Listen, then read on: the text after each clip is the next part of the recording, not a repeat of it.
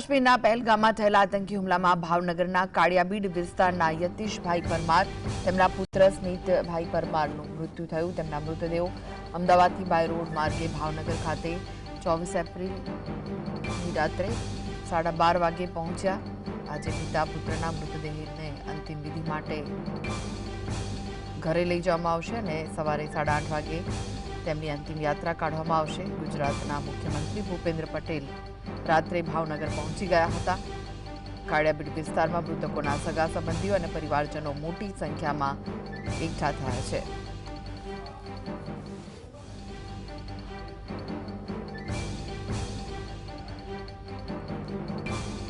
તો પિતા પુત્રની અંતિમ યાત્રા સવારે 8:30 કલાકે કાઢવામાં આવશે। આ બંને પિતા પુત્રનું પહેલગામમાં થયેલા આતંકી હુમલામાં મૃત્યુ થઈ ગયું છે।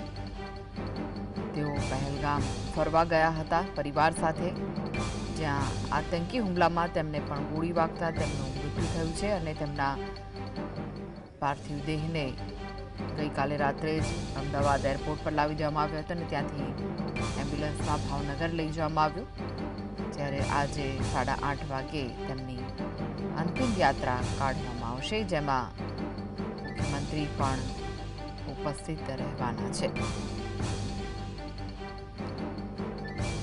તેમના અંતિમ સંસ્કાર કરવામાં આવશે। મૃતકોના પરિવારજનોને રાજ્ય સરકારે 5-5 લાખના સહાયની જાહેરાત કરી છે।